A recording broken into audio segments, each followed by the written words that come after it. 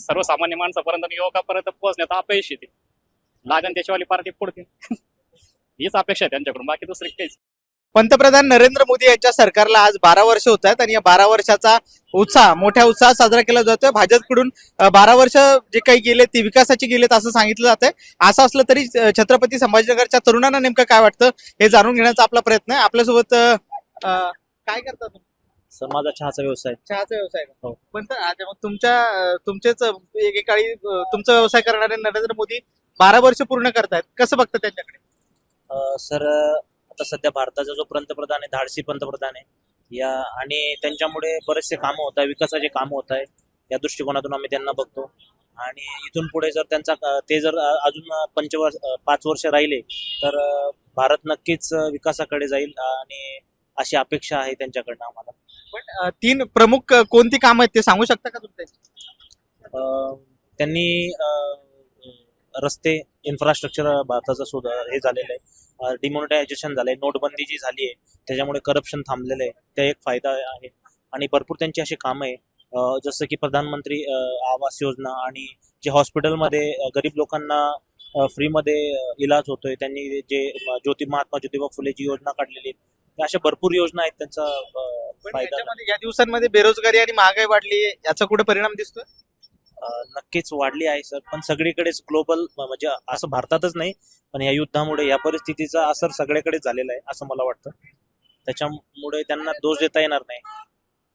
त्यांचं असं म्हणणं आहे की महागाई जरी वाढत असली तर तो ग्लोबलचा विषय आहे, त्यामुळे त्याच्यात त्यांना एकट्याला दोष देता येणार नाही. तुम्ही काय करता? आम्ही काय नाही, व्यवसाय करता, शिक्षण करता? कंपनीमध्ये. बरं, मोदी सरकारचे 12 वर्ष पूर्ण झाले तर कसं बघता तुम्ही? याच्याकडे चांगले काम झालेत का की अजून व्हायचे बाकी आहेत? काम तर काय तुम्ही सांगा, काय झालेत काम? तुम्हाला काय आयडिया आहे त्याच्याबद्दल? नाही, आमच्या फील्डच्या हिशोबानं पाहिलं तर आमच्याकडे एवढा वेळ पण नाही त्यांच्याकडे पाहायला. आपले काम कंपनीत उठणं जाणं येणं त्याच्याबद्दलच आहे सध्याला तरी. त्यांच्या कामाशी संबंधित जास्त काम नाही, त्यामुळे वेळ नाहीये त्यांच्याकडे द्यायला असं त्यांचं म्हणणं आहे. तुम्ही काय करता दादा? मी कंपनीमध्ये ड्युटी करता. बरं, आता आज 12 वर्ष झालेत मोदी सरकारला. आज भाजप म्हणताय की विकासाची 12 वर्ष होतं, मात्र विरोधक म्हणताय की याच्यात कुठलंच काही झालं नाही. तर काय नेमकं वाटतं? झाले ना, 12 वर्ष झाले त्यांचे सत्ता मिळवण्याचे, सत्तेचे जे त्यांचे वाले जर वोटर नाही करत, त्यांचा सत्तेचा रस सगळा चाललाय, तो त्यांच्या देशाने चाललेला आहे व्यवस्थित. सर्वसामान्य माणसाच्या नाही तळागाळापर्यंत पोहोचायची त्यांची जी असते ती काही त्यांची स्ट्रॅटेजी आजपर्यंत तर काही सर्वसामान्य माणसाला त्याचा काही फायदा झाला असं मला नाही वाटत. मी प्रायव्हेट सेक्टरमध्ये अजूनही लोक आहे. पण कोणता असा मुद्दा वाटतोय की त्यांनी लक्ष द्यायला पाहिजे होता, तो दिला नाही? आता युवकांचेच प्रश्न आहे सगळ्यात जास्त, कारण हा युवकांचा देश मानला जातो. रोजगाराच्या. अच्छा, आणि इथून पुढे काय अपेक्षा आहे त्याच्याकडे? फार काय अपेक्षा धरणं, अजून 3 वर्ष आहे त्यांचे, अजून 2-3 राज्यामध्ये सत्ता मिळवतील. बाकी सर्वसामान्य माणसापर्यंत आणि युवकापर्यंत पोहोचण्यात अपयश येते. लागण त्याच्यावाली पार्टी पुढते. हीच अपेक्षा आहे त्यांच्याकडून, बाकी दुसरी काहीच. त्यांचा महत्वाचा मुद्दा आहे की बेरोजगारीचा मुद्दा महत्वाचा होता. आणि एक मिनिट दादा, काय करता तुम्ही? जॉब करतो. जॉब करता. बरं, मोदी सरकारला आज 12 वर्ष पूर्ण होत आहेत. भाजप म्हणतायत की विकासाचे 12 वर्ष होते, मात्र विरोधक म्हणतायत की याच्यामध्ये कुठेच विकास नाही. जे आश्वासनं दिली होती ती अद्यापही अपूर्ण आहेत. तुम्ही कसं बघता? आता मला एवढं व्यवस्थित नाही बोलताय. नाही, पण तरी तुमचं काय मत आहे थोडक्यात सांगा. पण तुम्ही समाधानी आहेत का हा? मोदी सरकारच्या 12 वर्षाच्या कामगिरीवर तुम्ही समाधानी आहात? समाधानी. दादा, तुम्हाला काय वाटतं? समाधानी? समाधानी तर आहे नक्कीच, कारण आता आपण रस्ते बघतोय, सगळं डेव्हलपमेंट होत आहे सगळीकडं, वंदे भारत ट्रेन्स वगैरे सगळं चालू झालेलं आहे. त्यामुळं मला तरी वाटतं की मोदी सरकार इज डुईंग बेस्ट. थँक्यू. पण अनेक तरुणांचं म्हणणं आहे की बेरोजगारी वाढली आहे, महागाई वाढली आहे. जो रोजगार दुप्पट करू म्हणले होते किंवा शेतकऱ्यांचे प्रश्न होते ते अद्यापही प्रलंबित आहे. त्या बाबतीत कुठलाच ठोस निर्णय झाला नाही असं विरोधकांचं आणि काही नागरिकांचं म्हणणं आहे. बेरोजगारी जर म्हणसाल तर एवढे जॉब देणं तर गव्हर्नमेंटला पॉसिबल नाही सध्याच्या घडीला, पण स्टार्टअपसाठी स्टार्टअप करू शकतात आपण तेवढं. स्टार्टअपसाठी मदत करतात. हा, अजून या सरकारकडून काय अपेक्षा आहे तुम्हाला? अपेक्षा तर जास्त अपेक्षा तर काही नाही आहेत, पण जेवढं चालू आहे सगळं चांगलं चालू आहे. भाजपचं म्हणणं आहे की हे विकासाची 12 वर्ष आहे, पण विरोधकांचं म्हणणं आहे की सगळे 25 12 वर्ष आहेत, या 12 वर्षामध्ये एकही मुद्दा त्यांनी पूर्ण केलेला आहे? नाही म्हणजे असं काही नाही, म्हणजे एक स्टुडंट म्हणून मला तर असं वाटतंय की जे इंटरनॅशनल जे संबंध आहे त्याच्यामध्ये वाढ झाली, त्याच्यानंतर आपलं जीडीपी वगैरे त्याच्यामध्ये ग्रोथ होत आहे. परत विकासामध्ये थोडाफार हातभार लागत आहे. फक्त एक मुद्दा असा मला वाटतो की शेतकऱ्याबद्दल हे सरकार विचार करत नाही. शेतकऱ्याच्या मालाबद्दल, म्हणजे मालाला जरी भाव दिला शेतकऱ्याच्या तरी पण ठीक आहे, पण म्हणजे सरकार शेतकऱ्याच्या बाजूने नाही आहे असं मला वाटतं. कोणत्या मुद्द्यांवरून असं वाटतं की शेतकऱ्यांच्या बाजूने नाही आहे सरकार? की शेतीमालाला भाव नाही आहे. त्याच्यानंतर हळूहळू सगळ्या गोष्टींचा भाव वाढत आहे, जसं की तेलाचा भाव. त्याच्यानंतर परत आपलं इनपुट जे ऍग्रिकल्चर इनपुट्स आहेत ह्या सगळ्या गोष्टीचा भाव वाढत आहे. परत पण जे प्रोडक्शन येतं शेतकऱ्याचं त्याला भाव मिळत नाही. बस फक्त शेतकऱ्याच्या म्हणजे मालाला जरी भाव मिळाला तरी शेतकरी खुश आहे. पण मोदी सरकारचं म्हणणं आहे की पंतप्रधान वेगवेगळ्या योजना आहेत, कृषी योजना आहेत, तर त्या आणल्या सरकारने याच्यासाठी, म्हणजे शेतकऱ्यांसाठी, तर त्याचा फायदा होतोय. अनेक अवजारांवर देखील सुविधा उपलब्ध करून दिल्या. जसं सरकार जसं इम्प्लिमेंट करत आहे तसं एकदम लास्ट पर्सन पर्यंत ती पोहोचत नाही आहे गोष्ट. म्हणजे बरोबर इम्प्लिमेंट स्कीम होत नाही आहे. सरकारकडून हेच की शेतीमालाला भाव मिळाला पाहिजे. त्याच्यानंतर जी अनएम्प्लॉयमेंट आहे, म्हणजे विद्यार्थ्यांसाठी काहीतरी स्टँड मिळायला पाहिजे. आणि परत हेच अनएम्प्लॉयमेंट वगैरे. बेरोजगारीसह जी काही वाढती महागाई हा त्यांचा प्रमुख मुद्दा होता. मोदी सरकारला आज 12 वर्ष पूर्ण होत आहेत. हे 12 वर्ष पूर्ण झालेत, तर कसं बघतो याच्याकडे? 12 वर्ष म्हणजे चांगले झालेत का, किंवा अजून काही व्हायचं बाकी आहे? माझ्या मतेने तरी खूप काही चांगलं वाटतंय. म्हणजे नेमकं सांगायचं झालंच तर जे इंटरनॅशनल जे संबंध आहे बाहेर देशांसोबत ते चांगलं आहे. आणि सांगायचं झालं तर स्टुडंटसाठी एक थोडा मला एम्प्लॉयमेंटचा थोडा लॉस दिसतोय. म्हणजे ज्या पद्धतीने मुलांना जॉब मिळायला पाहिजे होतं तसं प्रायव्हेट सेक्टर वाढत आहे, पण थोडं गव्हर्नमेंट सेक्टरकडे थोडं लक्ष कमी आहे. आणि आपण गव्हर्नमेंट सेक्टरमध्ये बघू पण शकतो की काय उलाढाल चालू आहे. बस बाकी काही इतकं वाटत नाही. तू शेतकऱ्याचा मुलगा आहे, तर शेतकरी म्हणून काय वाटतं? हे 12 वर्ष चांगली गेलेत का? शेतकऱ्यांच्या फायद्यासाठी हे सरकार काम करतंय? असं कोणीच म्हणू शकत नाही की मोदी सरकारमुळे शेतकऱ्यांचे 12 वर्ष चांगले गेले म्हणून.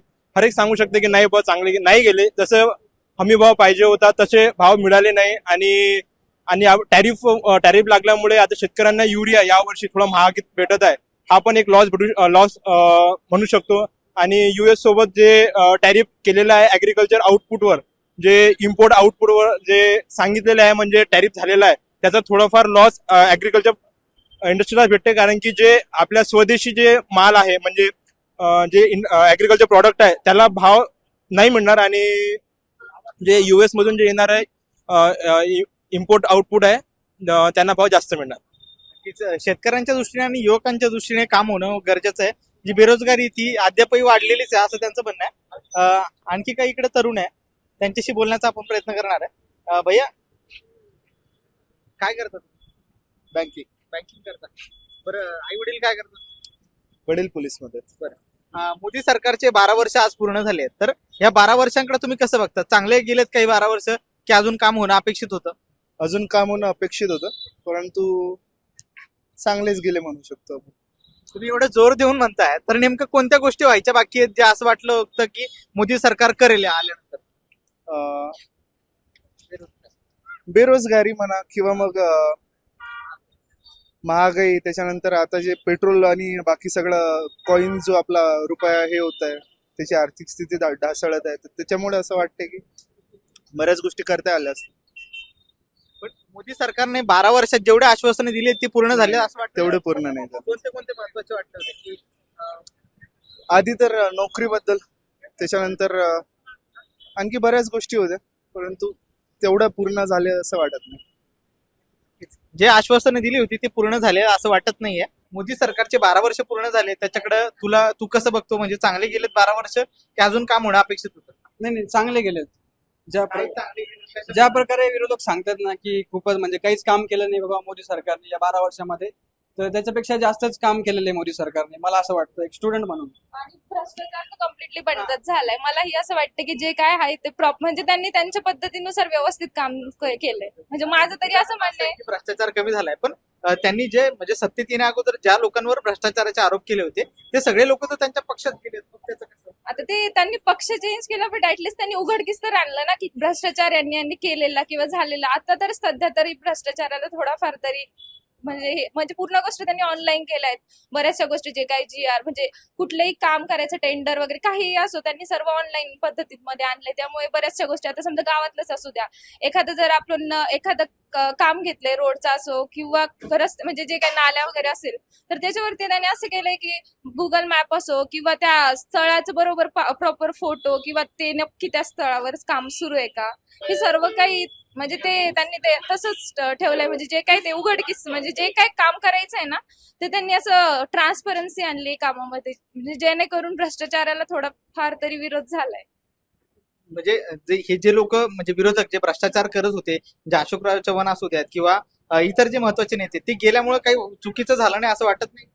आता त्यावरती आम्ही तरी काय म्हणजे आता ते आम्ही मुक्त भारत म्हणणाऱ्या भ्रष्टाचाराचं भाजप केलंय असं विरोधकांचा आरोप आहे. आता विरोधक तर टीका करणारच आणि आम्ही स्टुडंट तरी काय बोलणार ना त्यावरती. आम्ही म्हणजे आम्ही राजकारणात तर म्हणजे मी तर नाही पडू शकत, म्हणजे मी काही बोलू शकत नाही राजकारणात. मत असेल. मत असंच आहे की आता त्यांनी पक्ष चेंज केला, तो त्यांचा निर्णय होता.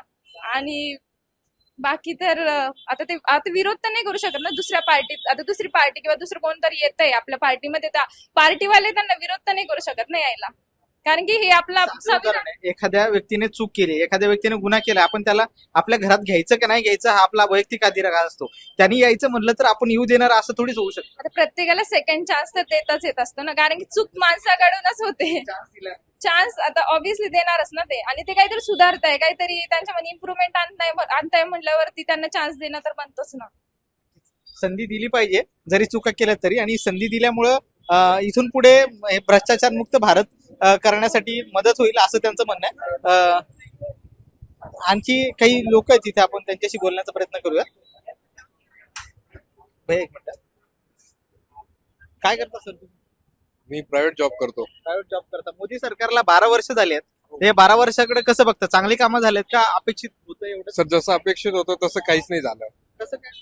मे बी आता महागाई पण वाढली आहे, सगळ्यांचे पैसे पण येत आहे, महागाई पण वाढली, पण जे काँग्रेसच्या सरकारमध्ये होतं तसं आज काहीच बघायला भेटत नाहीये. कोणते कोणते मुद्दे असं वाटतं की जे झाले नाही?